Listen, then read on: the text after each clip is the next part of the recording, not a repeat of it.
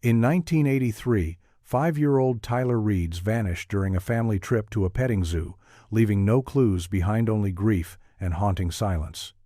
10 years later, a child's red hat bearing his name is discovered behind a false wall in the barn, reigniting a cold case and uncovering a chilling truth that had been sealed within the farm's walls for a decade. The sun climbed lazily over the treetops that August morning, spreading gold over the weathered fences and red-painted barns of Shady Grove Petting Zoo. It was the kind of day built for laughter, warm but not hot, the air scented with hay and kettle corn, goats bleating in the distance like they knew it was their time to shine. Tyler Reeds had never been to a zoo before, not a real one anyway. At 5 years old, everything felt like magic: the miniature horses with their shaggy manes, the soft murmur of rabbits tucked in straw, even the pony ride that looped in circles beneath a cottonwood tree. He wore his favorite red hat, the one his mother had stitched his name inside the brim, Tyler R., printed in careful black thread. It sat slightly crooked on his head, shadowing eyes wide with wonder. His parents were close behind, smiling, camera in hand. His mother knelt to take a photo of him feeding a lamb through the slats of a pen, its tiny tongue flicking at the grain in his palm. Tyler giggled, pulling back with a squeal and glancing over his shoulder to make sure she saw. She did. She always did. Families drifted from stall to stall, voices cheerful, shoes crunching over the dusty gravel paths. There were pony rides, a makeshift corn maze, lemonade stands sweating under the shade of wide umbrellas. The zoo wasn't big, just a handful of barns and corrals nestled between a shallow grove and a pair of weedy pastures, but for kids it was a kingdom. By noon, Tyler had petted a piglet, spilled lemonade on his overalls, and begged for a second ride on the tractor-pulled wagon. His parents agreed, laughing, tired but happy. It was the kind of day that stuck in your memory, not because anything extraordinary happened, but because it was ordinary and safe and filled with love. And that's what made the moment that followed so sharp. Just a blink. His mother turned to adjust her purse strap, and when she looked back, Tyler was gone. The red hat wasn't on his head. And suddenly the sunshine felt too bright, too silent. They searched for the blue hat first. Tyler's mother was sure he'd only wandered off, maybe toward the baby ducks or the candy stand near the main gate. He was a curious kid, always trailing after something without warning. She called his name once, twice, and when there was no answer, she told her husband to check the goat pen while she rushed toward the play area by the silo. But there was no sign of him. No red overalls, no small sneakers, no flash of that bright red hat bouncing through the crowd. She kept saying blue at first.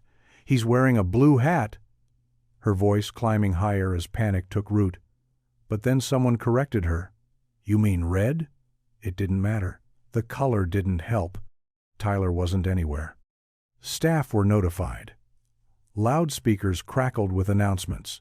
The petting zoo was put into a soft lockdown, gates secured, exits watched. One of the teenagers who worked the pony rides jogged toward the parking lot, checking for a child alone between the cars. Children still laughed nearby. Goats still bleated. But for the Reeds family, the day had taken on a soundless terror. They checked the barn twice, once with the help of employees, again with the local deputy who had arrived within 15 minutes of the call. It was a low, dusty structure with animal stalls along one wall and an open feed room near the back. It smelled of hay and iron and old wood. Nothing unusual, nothing out of place. They asked every guest. Most hadn't noticed the boy. Some remembered seeing him feeding the lamb. One woman thought she saw him chasing a chicken near the chicken coop, but she wasn't sure. It was only for a second. Then a rumor began. A man near the rear of the barn. Someone in overalls, not on staff. No one got a clear look. No one remembered a name. Tyler's mother clutched the last photo on her camera roll, her son smiling, just minutes before he vanished, and played the image over and over in her mind. His hat slightly crooked, his cheeks flushed from the sun. The blue hat didn't exist. But her little boy, was gone all the same. The air changed. It happened slowly at first, a strange hush rolling over the pasture as the whispers turned to shouts. Parents started pulling their children closer. Employees darted from pen to pen, calling out names, checking corners. The laughter that had filled the petting zoo only minutes earlier had dried up, replaced by the uneasy rustle of growing fear.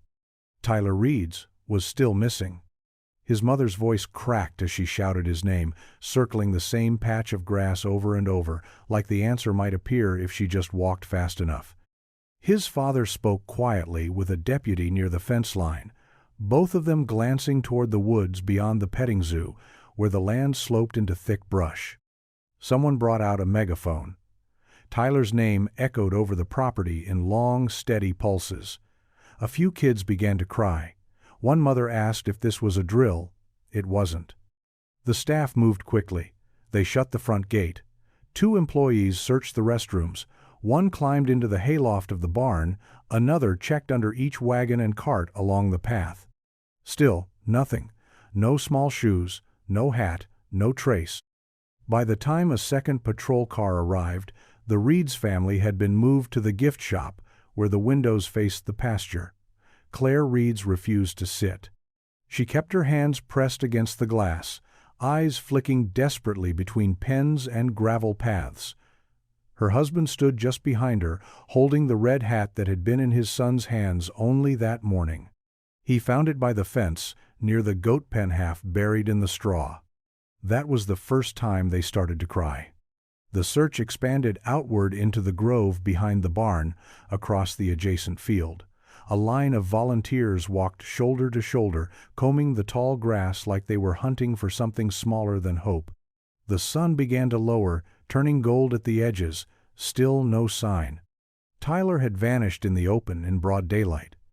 And the pasture, once full of innocent noise and summer joy, now stood eerily still, as if even the animals knew something had gone terribly wrong.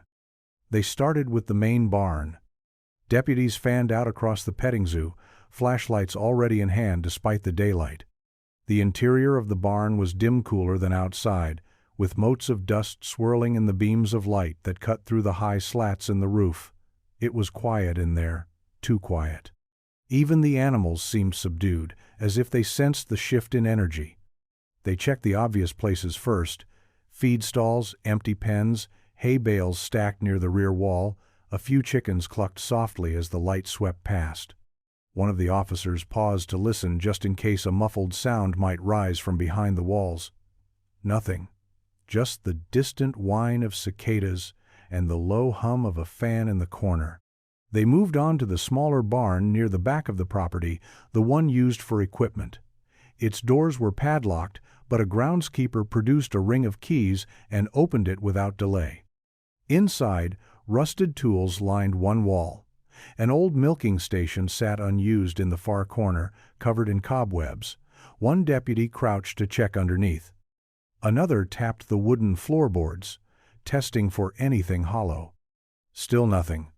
Outside, volunteers circled the outer buildings.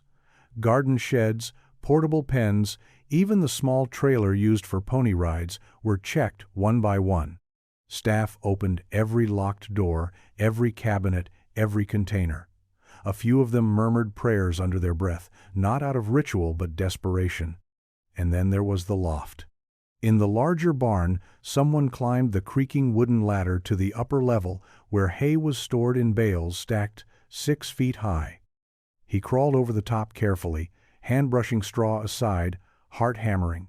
He called out Tyler's name once, then again. He thought he heard something. A soft shifting. But it was only a raccoon, startled and blinking from behind a bale. Back on the ground, Tyler's mother watched it all, arms crossed tightly over her chest, eyes darting between barns like she could will the door open and see him there, muddy, embarrassed, just lost. But every stall echoed empty, and every answer stayed hidden. The town didn't know how to breathe after that. It had been years since anything truly bad happened in Greenglass. A quiet place, farmers, school teachers, families with last names stretching back 3 generations. People knew your business, but they also knew your birthday, Churches held potlucks. The post office still ran by hand-sorted mail. The zoo had been a staple for years. Chickens, goats, summer lemonade, and now it was a crime scene. By the second day, police tape cordoned off most of the property. Patrol cars lingered outside the barn. Reporters came next, first from nearby counties, then the regional stations, their vans humming like flies around something broken. Most left after a week. They had no footage to feed, no arrests, no suspects. Just the photograph of a smiling boy in a red hat passed from newscaster to anchor desk like a prayer. Greenglass stopped smiling. The schools opened in the fall, but with quieter hallways. Children who had been at the petting zoo that day no longer ran ahead of their parents in the grocery store. They held hands tighter, looked twice at strangers. Parents began locking doors that had never needed locks. The owner of the petting zoo, a man named Harris, stopped showing up at the diner, said he couldn't eat in public anymore. Couldn't take the way people looked at him, not with accusation, but with the deep, uneasy question of, what if you missed something? He put the zoo up for sale the next spring. No one bought it. Not even the land. And so it sat, year after year, slowly giving in to weather and weeds. The red barn faded to pink, the fences warped and splintered. The sign out front, once cheerfully painted with farm animals, peeled until only a single goat's face remained.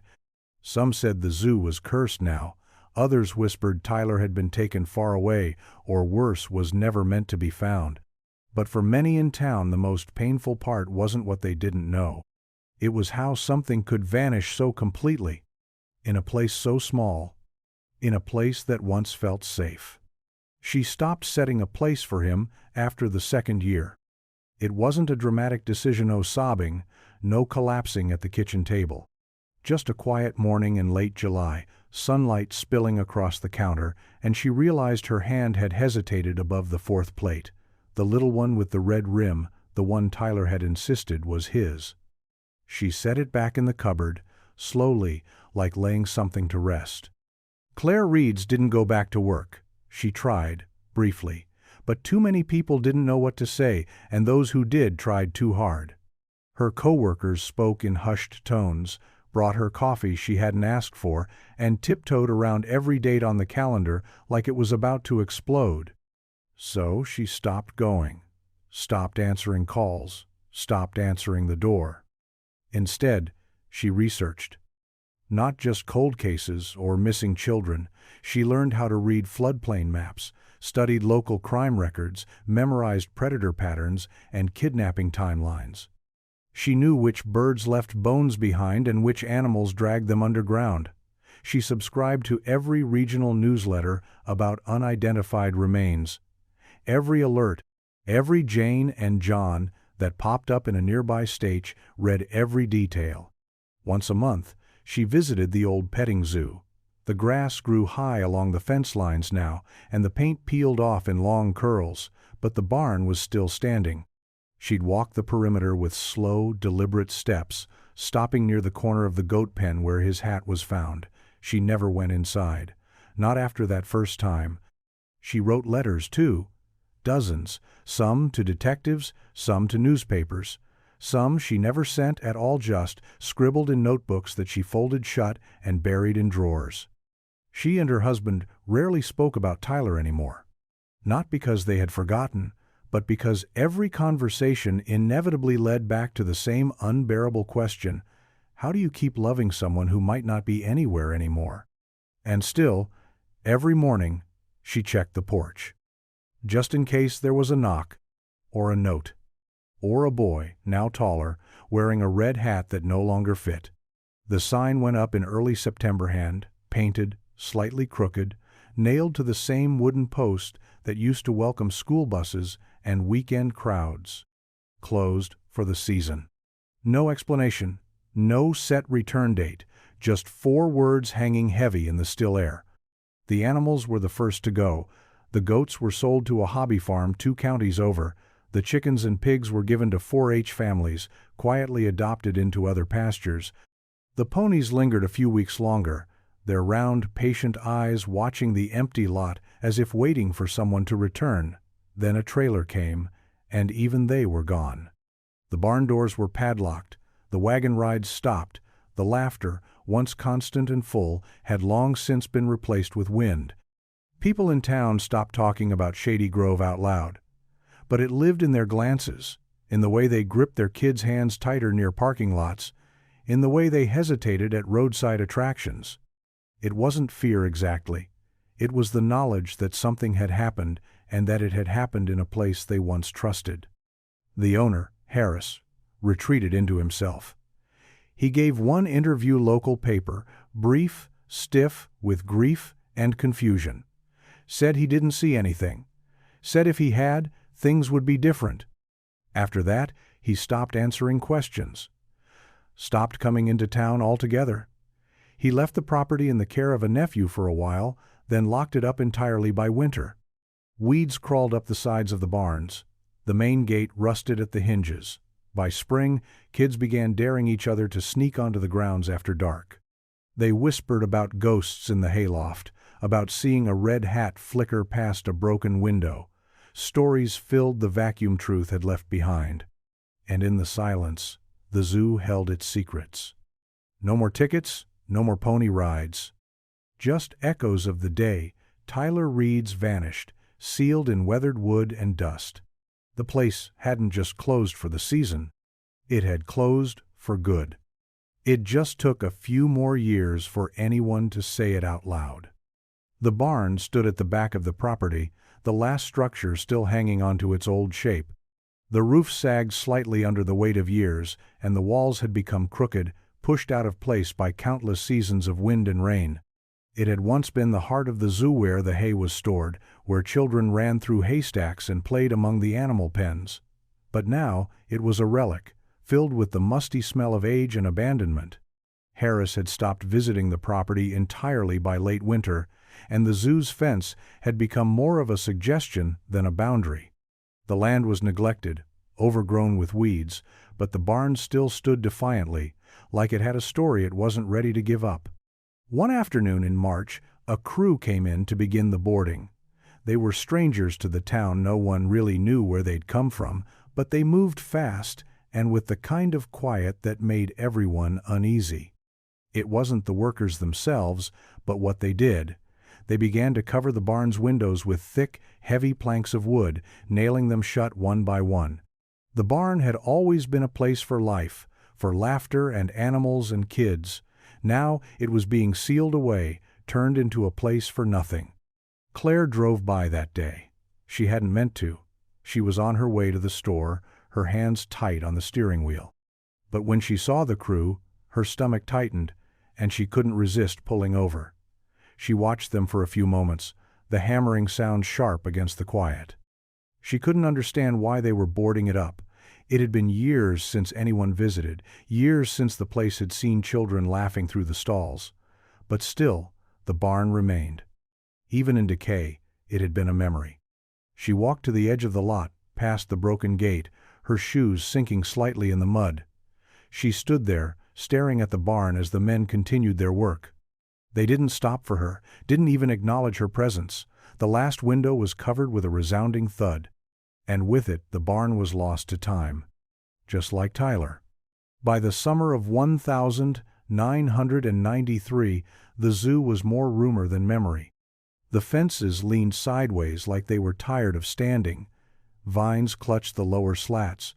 Weeds swallowed what had once been a cheerful picnic area where kids used to feed ducks with greasy paper bags of cracked corn. The sign at the entrance had faded so badly you could barely read the name beneath the peeling paint, just a ghost of the goat that used to welcome you. And the barn-once, the centerpiece was sealed shut, its windows covered, its doors locked with rusted chains. The boards nailed across it had grayed from a decade of storms. It looked like it was holding its breath. Most people in Greenglass no longer mentioned the name Tyler Reed's aloud. The younger families had moved on. New children ran through the town park, oblivious to the weight their parents still carried. But the older generation remembered. And some nights, When the breeze blew just right across the cornfields, a few would still glance toward the west pasture and think of the little boy in the red hat. Claire had stopped visiting every week. But once or twice a year, on days when the sky matched that August morning, she'd drive the long road out past town. She never crossed the fence anymore. She'd just sit in her car, parked beneath the sycamore tree that had once shaded the lemonade stand, and watch the barn. She talked to him sometimes, quietly, the way someone might talk to a memory they aren't sure still hears. The zoo was supposed to be torn down twice. Once in '89, again in '91, but both deals fell through. Something about the land never felt right. The rumors didn't help. Kids said the place was haunted, said they saw shadows in the hayloft, that sometimes, if you stood near the back wall of the barn at night, you could hear knocking from inside. No one investigated. It was easier to let it rot than to ask what still waited behind the wood and nails. 10 years gone. And still, Tyler had never come home. The new owners didn't know the full story when they bought the property. Derek and Lila Mooney were young, full of plans, and freshly escaped from city life. They wanted land, quiet, a place to raise goats, maybe open a little farm stand, something charming and simple. They found the listing in an old agricultural newsletter, 5 acres, 2 barns, utilities still connected, price well below market, a fixer-upper with history, the ad said. A chance to bring something back to life. They arrived in early spring, the land still thawing from a mild winter. The grass was brittle and gray, the air sharp with morning frost. They pulled up in a truck stuffed with tools and possibility, stepping out onto gravel that hadn't felt footsteps in years. The first few days were all brush clearing and fence repairs.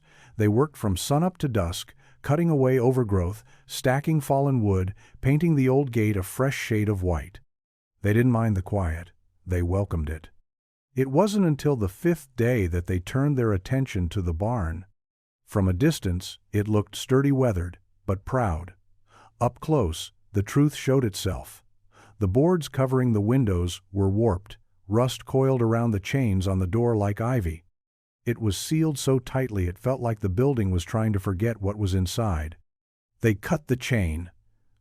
Not with reverence, but with practical intent. Inside, the air was stale, thick with old straw and mouse droppings. Light leaked through seams in the wall, catching motes of dust that danced like ash.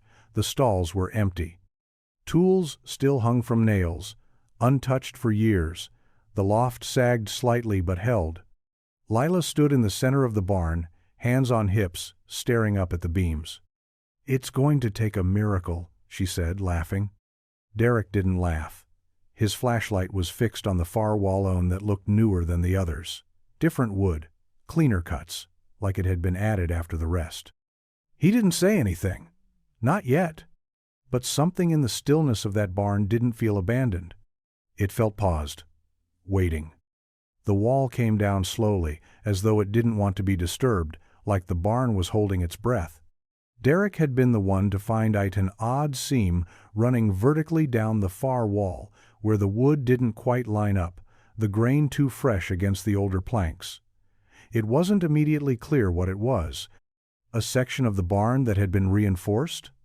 A storage area built in secret? He brought in a crowbar the next day, then a hammer, then a sledgehammer.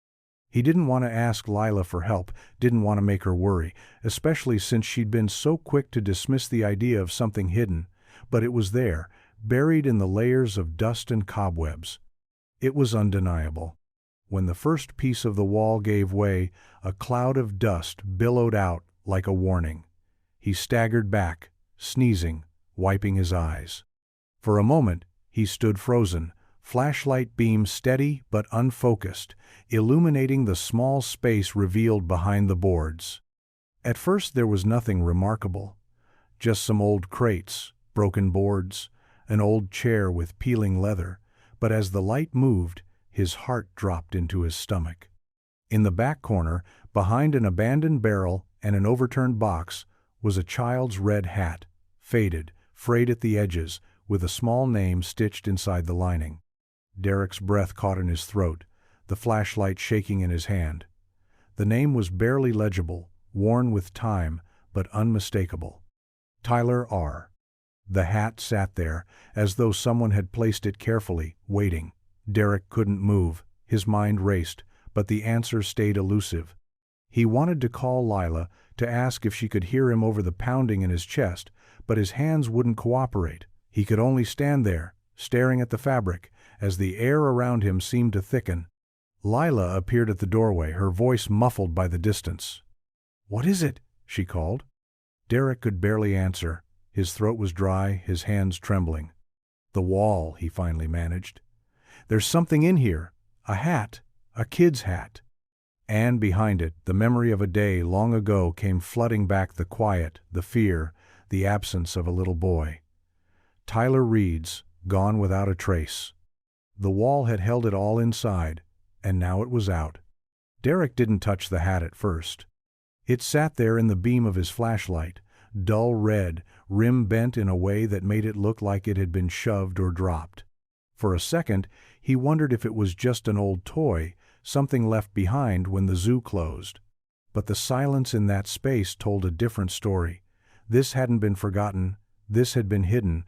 When he finally knelt, careful not to stir the dust, he reached out and gently lifted the brim. It was stiff with age, the fabric brittle but still holding its shape. He turned it slowly in his hands, and that's when he saw it, the tag. A small rectangle of white cloth, sewn carefully into the lining, yellowed at the edges but still intact. The letters were hand-stitched in black thread, the kind of sewing a mother does when she wants to make sure her child's things don't get lost. Tyler R. The name rang in his head like a bell, faint at first, then louder. He said it aloud, almost involuntarily, like trying it out. Lila stepped closer behind him, and when she heard the name, her face paled. "No," she said softly, but not in disbelief, in recognition. She was from Greenglass, born and raised. She'd been a teenager in 1983. She remembered the headlines, the flyers taped to grocery store windows, the funeral with no casket. Everyone did. They both stood there for a long moment, the barn suddenly colder, the dust thicker. They placed the hat into a clean cloth and sealed it inside a plastic container, hands careful, breaths shallow. They didn't speak much after that, just called the sheriff and waited. The deputy who showed up an hour later was older, grayer, and silent for a long time after he read the tag. He didn't ask how they found it. He didn't ask why they were in the barn. He just looked at the wall now, exposed and splintered, like a secret torn open, and said quietly, "We've been waiting 10 years for this." And the hat, fragile and small in its container, seemed to carry every second of that weight. The file hadn't been opened in nearly a decade. It sat on a shelf in the records room of the Greenglass Sheriff's Office, thick with reports and interviews, edges curled from time and handling. A photo paperclip to the front showed a 5-year-old boy smiling beside a fence post, sunlight caught in his lashes, the corner of his red hat drooping slightly over one eyebrow. Tyler Reed's.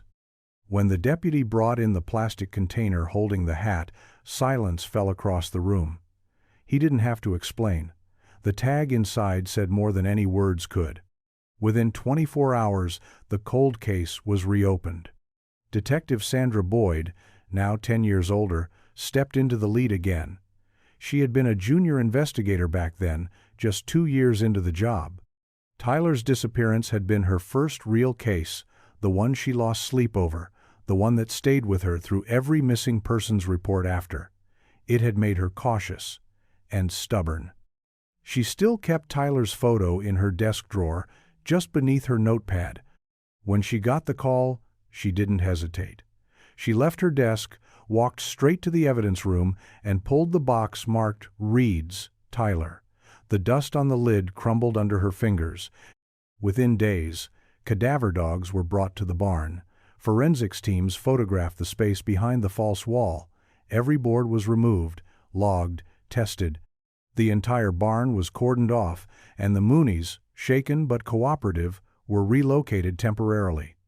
Their dream of a farm was put on hold. Media caught on by the end of the week. Headlines returned. Hat found in barn may belong to missing boy. Old wounds reopened across Greenglass.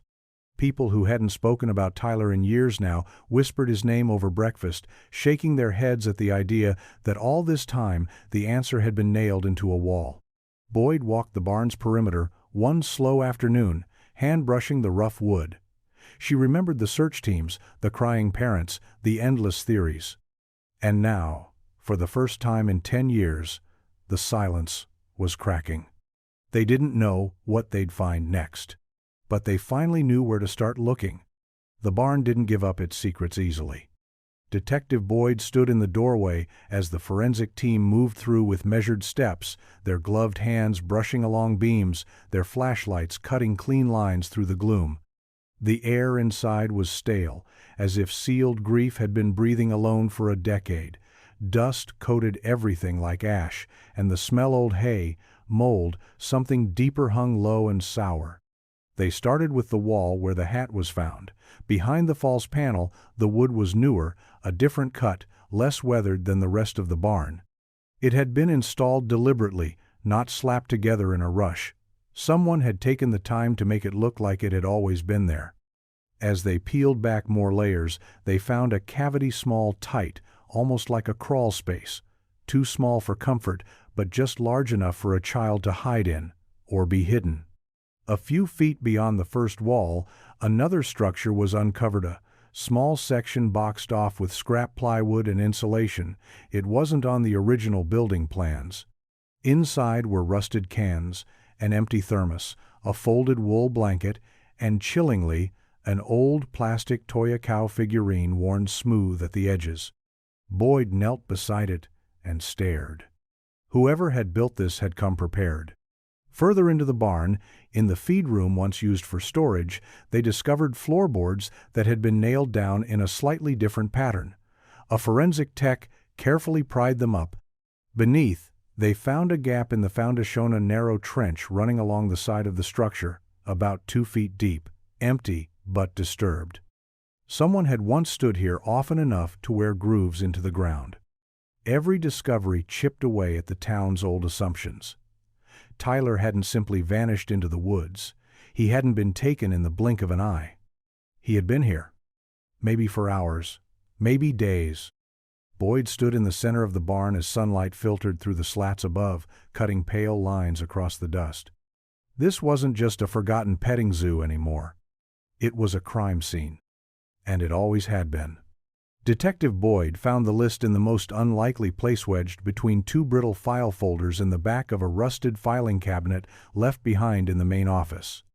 The zoo's administrative building had long since surrendered to mold and rot, the ceiling sagging and the walls lined with water stains. But the cabinet, stubbornly intact, had kept its secrets sealed in rust. The folder was labeled Staff, Summer 1983. Inside were time cards, half-faded contracts, and one hand-typed employee list on yellowing paper. Most of the names were familiar teenagers from the area who'd taken summer jobs walking goats and selling snacks. But halfway down the list was a name that hadn't appeared in any original police report. No interviews. No statements, just a name and a scribbled phone number that no longer connected. Dale Merritt. His name was typed with the others, but unlike the rest, it had a handwritten note beside it. Barn help, started mid-season. Boyd furrowed her brow. The handwriting was sharp, maybe Harris's. She flipped through the remaining documents and found nothing else about him. No emergency contact, no address. Just the name, that one note, and a few time card entries with erratic hours days where he clocked in early and left after dark, sometimes when no other staff were scheduled. She made a copy of the list and pinned it above her desk. Then she started calling. A few of the other former employees were easy to find. One lived 2 towns over and remembered Dale vaguely, a quiet man, not from around here. Worked mostly in the barn, kept to himself, never came to staff barbecues. Another said she thought he might have been living on the property, maybe in the old trailer that sat behind the goat pen. Boyd wrote everything down. It was a decade too late for fresh evidence, but maybe not too late for a memory to break open. She stared again at the time cards. Dale had clocked in on the day Tyler vanished. And unlike every other employee that day, he never clocked out. The list had been sitting there all this time, buried in rust and dust, waiting for someone to notice what didn't belong. The photo surfaced in a cardboard box marked Zoo Promotions, pulled from the back corner of the County Historical Society's storage room. Most of the photos inside were mundane kids feeding goats, ponies trotting in circles, groups of families squinting into the sun while holding cones of pink cotton candy. But one picture, slightly out of focus and yellowed at the edges, caught Detective Boyd's eye. It was taken near the barn, sometime that summer. In the foreground, a group of children clustered around a low pen, hands outstretched toward a lazy sheep. Behind them stood a mantle, lean, wearing denim overalls and a ball cap pulled low. His face wasn't completely clear, but there was something unsettling in the way he stood slightly apart, watching the children rather than the animals. A clipboard dangled from one hand. Boyd brought the photo back to her office, scanned it, and enlarged it on her monitor. Grainy as it was, she focused on his posture, the curve of his jaw, the angle of his shoulders. She pulled the staff list from the wall and circled Dale Merritt's name. No one had remembered what he looked like. No ID on file, no driver's license image, nothing in public records tied him cleanly to Greenglass. But this photo, accidental, unnoticed for 10 years, might be the only trace of him left behind. She made a dozen copies and distributed them to former zoo workers, now scattered across counties and decades. Some shook their heads. A few paused, squinting.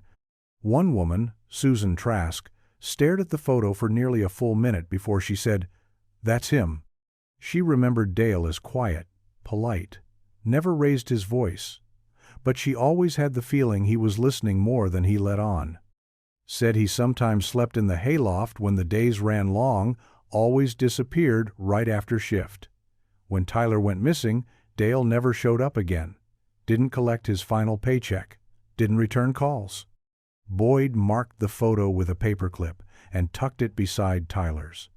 One snapshot, a decade old, a stranger in the background. But for the first time, the case had a face. And now, that face had to be found. The name, Dale Merritt, hadn't appeared in any local records before. There was no driver's license, no permanent address on file in Greenglass, and no trace of any relatives. Boyd knew she'd have to dig deeper, follow the tiny thread that now seemed to connect him to everything. She began with the basics: public records, county documents, old construction permits. There had to be a trail somewhere, even if it was just a whisper. She pulled up building permits from 1982 to 1984, the years when the petting zoo had been expanding. At first, the search yielded nothing. But then, buried under a stack of dusty forms, she found a single permit for a barn renovation project, signed by a contractor named Raymond Donnell, dated in early spring of 1983, the same year Tyler had vanished. Donnell wasn't a name Boyd had encountered in the case file before. It wasn't one anyone had mentioned. But something about it felt wrong, as if it was a detail that had slipped under the radar. She ran the name through a database, checking state and federal records. No hits, no licenses, no listed address. But when Boyd cross-referenced the name with past county jail logs, something surfaced: a record from a neighboring county for a minor drug charge in 1984. The description was vague, but the details matched. A man in his mid-30s, no permanent address.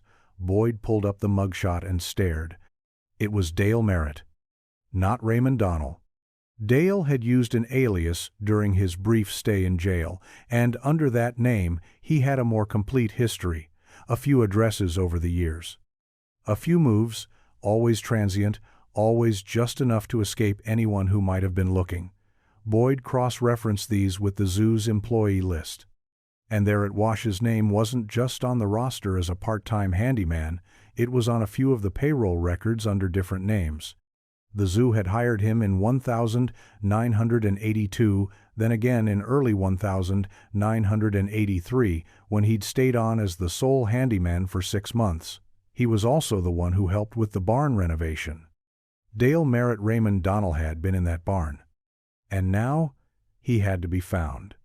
The cabin was barely more than a structure, 4 sagging walls and a roof stitched together with rusted tin and old nails. It stood miles outside the green-glass city limits, tucked deep into the trees where the map turned to guesswork and cell signals vanished. The only way to find it was by asking the right person at the right feed store who still remembered the man with the sunken eyes and mismatched boots who used to buy canned goods and wire fencing with crumpled bills. Detective Boyd stood at the tree line that afternoon, boots sinking slightly in the soft ground. The path to the cabin was overgrown, but not untouched. Someone had been there. Recently. The door hung crooked on its hinges. Boyd raised her flashlight and stepped inside, one slow breath at a time. The air was stale, laced with mildew and old smoke. The floor was warped but held. A single mattress lay on the ground, thin and yellowed, next to a pile of blankets that looked more like nesting than bedding. On the far wall, a small shelf held a chipped mug, a pocket knife, and an old black and white photo curled at the edgest children sitting in front of a barn. Neither child was Tyler, but the background was unmistakable. Boyd moved carefully, tracing the perimeter with her light. There was no power, no plumbing, but there was evidence of someone having stayed here long after the petting zoo closed. Empty cans stacked in neat rows, pages torn from newspapers, most of them local. She spotted a worn notebook in the corner and flipped it open. Inside were only sketches, crude drawings of animals, a barn, a child's face with large eyes, and a small round hat. Her breath caught. A red hat. No words. Just image after image, scratched deep into the paper like a memory refusing to fade, each one more frantic than the last. The place had been abandoned, but not long. Whoever lived there had left quickly, no attempt to clean, no effort to cover tracks. A single window was cracked open, as if left for air or escape. Boyd stood still, listening to the woods around her. The cabin hadn't just been a hideout. It had been a retreat. And someone had just slipped through her fingers. The digging started behind the cabin, just beyond the rusted rain barrel where the grass gave way to hard-packed soil. It wasn't planned, not at first. But one of the deputies noticed a strange pattern, small depressions in the ground, like something had been buried and time had only just begun to forget it. Boyd gave the nod. Shovels were brought in. It took less than 10 minutes to hit something solid. The first item was a rusted lunchbox, its hinges fused with time. Inside were marbles, a broken plastic figurine, and a tiny sock folded neatly beside them. The second find came deeper, a rotted wooden crate filled with children's books, some warped with moisture, their pages clinging together like they were afraid to be opened. On the inside cover of one, in shaky crayon handwriting, was the name Tyler R. Boyd knelt down, brushing away clumps of earth with her gloved hands. Her throat tightened as she examined each item. None of it was conclusive. Nothing proved Tyler had been held here. But it whispered the kind of truth that doesn't need shouting. Someone had kept these things, preserved them, buried them like offerings or secrets too dangerous to destroy. 2 feet further down, the soil changed color, darker, looser. They stopped. Forensics came in with finer tools, sifting through the earth like they were handling glass. Bones were found, small, scattered, some animal, some not yet confirmed. A child's shoe surfaced next, waterlogged and bent at the toe. Not a match to anything from Tyler's belongings, but small enough to matter, too small to ignore. Boyd stood at the edge of the site as the sun dipped behind the trees, casting long shadows across the ground. The wind picked up slightly, and with it came the faint sound of birdsong so ordinary it felt wrong. They logged everything, photographed each find, the evidence bags filled slowly. She looked at the place again. The cabin, the mound of turned soil, the trees hemming it in like silent witnesses. He hadn't just vanished. Someone had kept pieces of him, of his world buried just beneath the surface. And now, they were finally seeing what was left. The man who answered the door looked like he'd been expecting someone for years. Lyle Garrison lived on the edge of nowhere, his cabin just 2 miles from the one they'd searched. He wasn't listed in any database as a witness, but his property line touched the same forest that had kept the secrets of Dale Merritt. When Detective Boyd introduced herself and showed him the photograiny, half-shadowed, the man in overalls standing behind a group of children, Lyle didn't even ask who it was. He just stared. "I figured it had come back around," he said after a long pause, his voice more gravel than sound. They sat on the porch, Lyle in an old rocking chair that creaked with every breath. He rolled a toothpick between his fingers and kept his eyes fixed on the tree line. "Saw him a few times, back in the day. Always came through late, dusk mostly. Never used the road, just the woods. Skinny guy. Quiet. Had that hollow look, like someone who didn't sleep unless he had to." Boyd asked if he'd ever spoken to him. "Couple words," Lyle replied.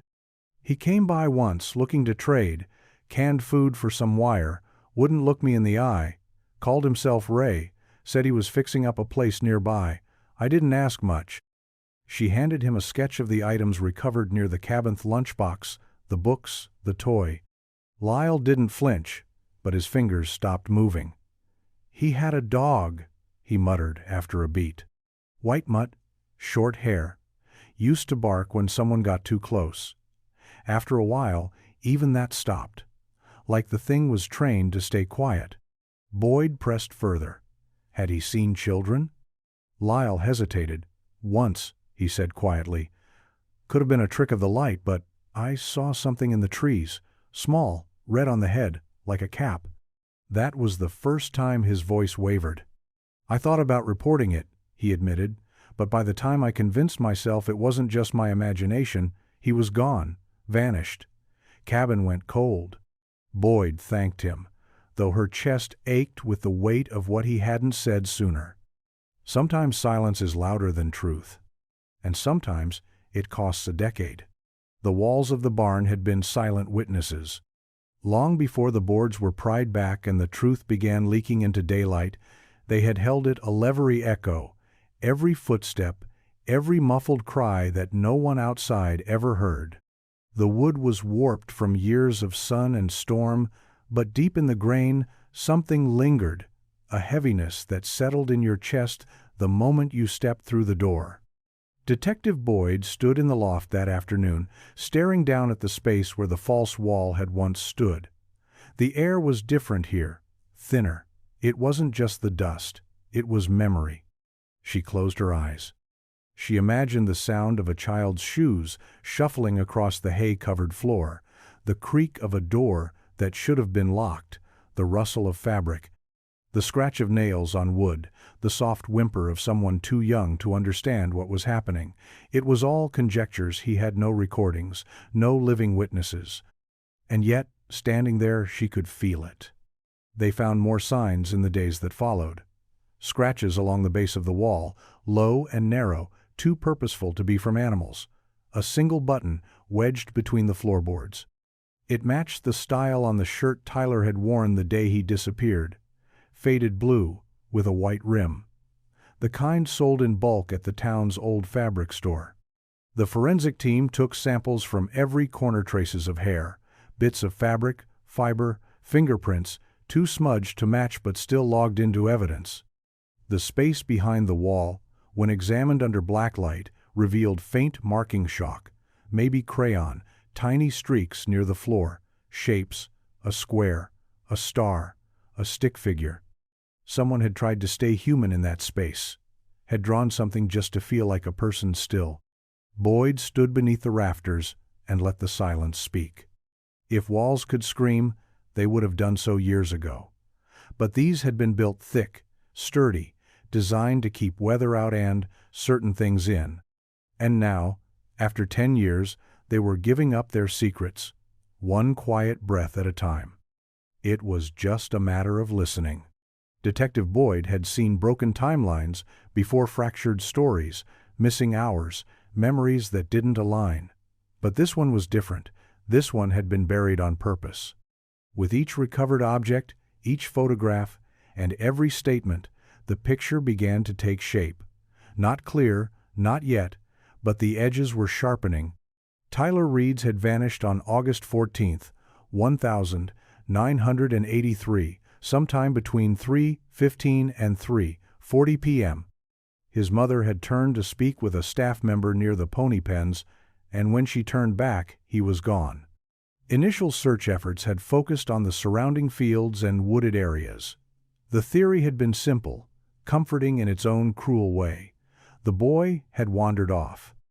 But now, a decade later, the new evidence was saying something very different. Time cards revealed that Dale Meritor Raymond Donnell, depending on the day, had been clocked in that afternoon. Multiple zoo staff recalled seeing him in the barn just after 3 p.m. hauling a wheelbarrow and a bundle of hay. He wasn't scheduled to work that day. No one questioned why he was there.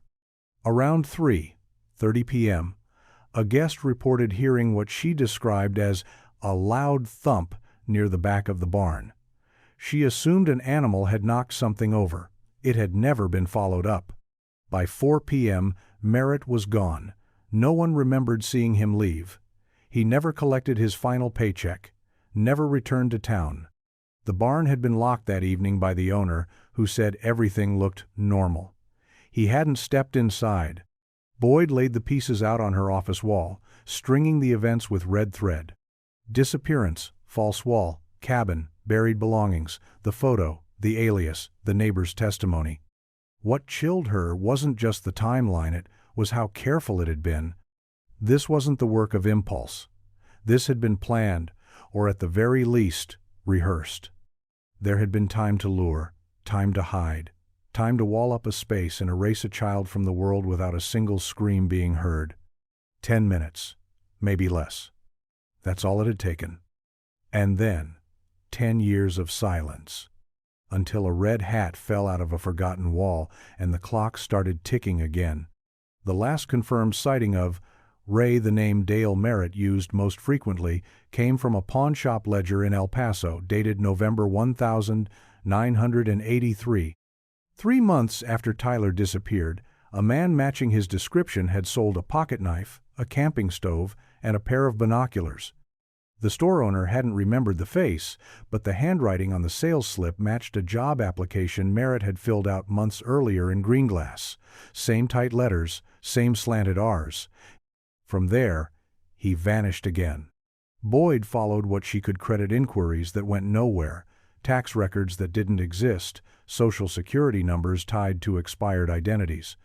She worked backwards, tracing not just Dale, but the name Raymond Donnell.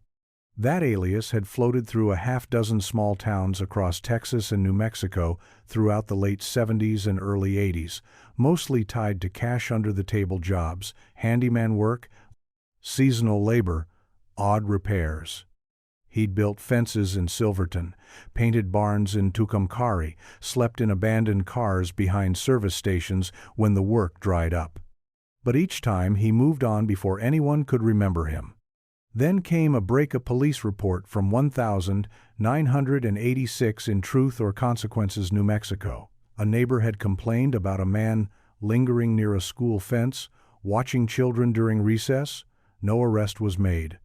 No name was confirmed, but the description was eerily close. Lean, weather, worn, a faded ball cap pulled low, a limp in his right leg.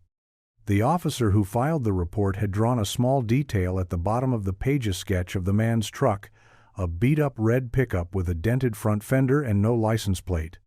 Boyd cross-checked it against DMV photos from that era. One photo stood out, taken from a now-defunct toll booth camera in Amarillo. Same truck. Same dent. and behind the wheel, a shadow of a man looking straight ahead, face blurred by movement, but posture unmistakable. The trail ended there. No more records, no more sightings. But Boyd didn't believe in ghosts. She believed he was still out there. And wherever he was, he had spent 10 years living under false names, behind unmarked cabins, walking just far enough outside the lines to stay unseen. Not forever. Just long enough. They laid the pieces out across the evidence table, each item. A fragment of a childhood interrupted, a life cut short, a name that had hung in the air for a decade without an answer. The red hat, sealed in its plastic case, sat at the center, faded, worn, but whole. Around it they placed the sock, the lunchbox, the books, the crayon-scratched pages recovered from the cabin, a timeline written in objects, not words. The DNA results came in quietly. Bone fragments recovered behind the cabin were consistent with a child aged 5 to 7. Mitochondrial testing matched tissue preserved from Tyler's baby teeth, submitted by his mother years ago in a last-ditch hope. There wasn't enough left for a full skeletono grave, no casket. But there was certainty. It was him. Detective Boyd sat in her office, the blinds drawn tight, the lights dim, the file sat open in front of her, not a cold case anymore, not an open one either. Just finished, in the clinical, unsatisfying way these stories tend to be. Closure, people like to call it. She wasn't sure that word applied here. Tyler's mother had been notified earlier that morning. She didn't ask for details. She only asked one question. Was he alone? Boyd had answered the best she could. No, not the whole time. They would never know how long he'd been kept in the barn. Hours? A day? They would never know what he saw, what he felt, what small kindnesses or cruelties filled the last chapter of his short life. But they knew this. Someone had taken him. Someone had built a space to hide him, and someone had made sure that for 10 years no one ever knew.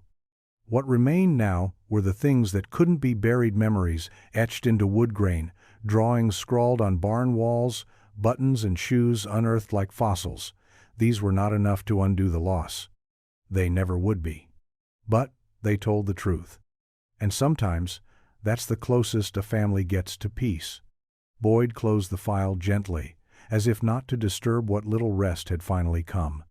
What remained was heartbreak, and a name that no longer had to be whispered.